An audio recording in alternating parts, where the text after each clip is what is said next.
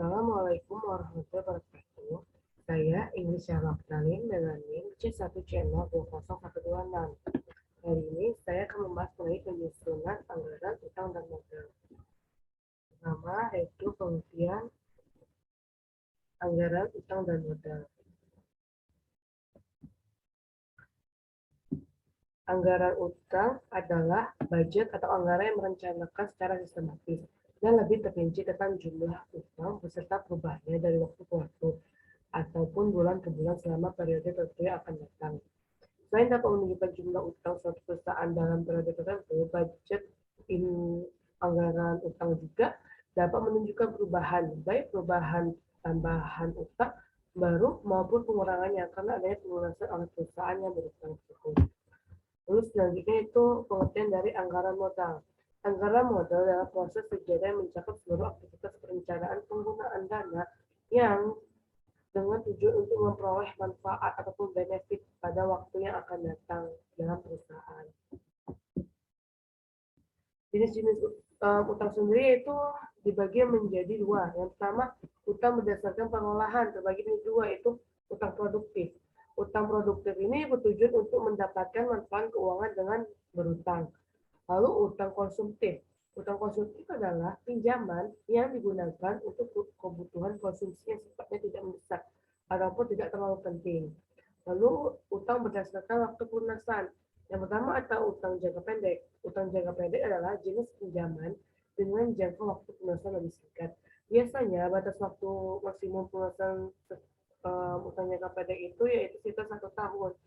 Utang jangka pendek sendiri itu seperti biaya yang harus bayar, utang wesel, ataupun account payable atau hutang dagang. Lalu selanjutnya ada utang jangka menengah. Adalah sebutan untuk pelunasan utang dalam jangka waktu yang tidak terlalu singkat dan lama. Biasanya waktu pelunasan jenis utang jangka menengah ini sekitar 5 tahun. Nah, yang terakhir ada utang jangka panjang. Utang jangka panjang yaitu pinjaman dengan masa pelunasan yang paling lama. Utang jangka panjang ini dinyatakan pada jumlah pinjaman yang cukup besar. Jika waktu dari utang ini biasa lebih dari 10 tahun. Lalu selanjutnya mengenai faktor apa saja sih yang mempengaruhi anggaran utang. Ada dua faktor yang mempengaruhi. Yang pertama ekspansi.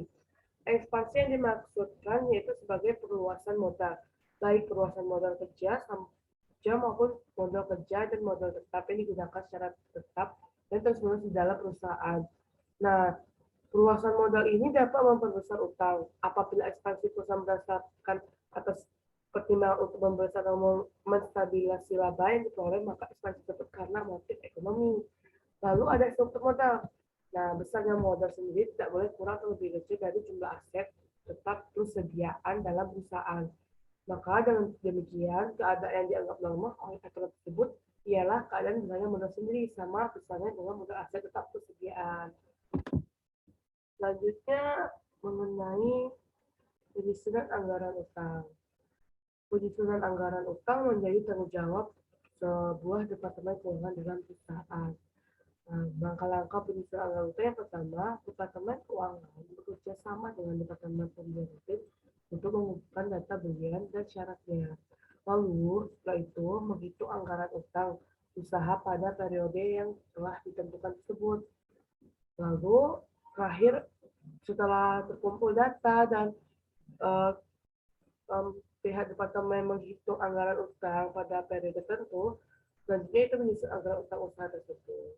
Nah, untuk penyusunan anggaran utang jangka panjang untuk keperluan investasi, misalnya departemen keuangan bekerjasama dengan departemen produksi untuk mengumpulkan data alat produksi yang akan dibeli sebagai langkah pertamanya. Lalu setelah itu mengumpulkan data jangka waktu kredit dan bunga serta pembayarannya. Langkah ketiga itu menghitung dan menentukan besarnya anggaran utang karena adanya pembelian untuk alat produksi. Selanjutnya ada 4 metode menghitung anggaran modal. Pertama ada net present value, lalu kedua internal rate of return, yang ketiga average rate of return, dan yang terakhir payback period. Nah, untuk net present value ini adalah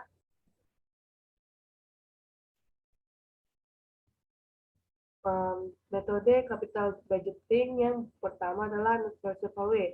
Dalam metode ini, anggaran proyek akan dihitung berdasarkan potensi perkembangan nilainya di masa depan.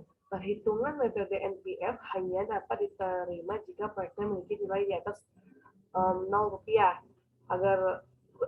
Lalu yang kedua ada internal rate of return itu, yaitu metode yang mempertimbangkan waktu. Selain perhitungan nilai future value uang, berbagai ahli menyebut bahwa metode IRR jauh lebih efektif aku dibandingkan net present value. Lalu yang ketiga average rate of return, yaitu perhitungan kapital budgeting menggunakan metode ini mirip dengan metode internal rate of return, akan tetapi yang dihitung adalah rata-rata pendapatan per tahun dalam perusahaan.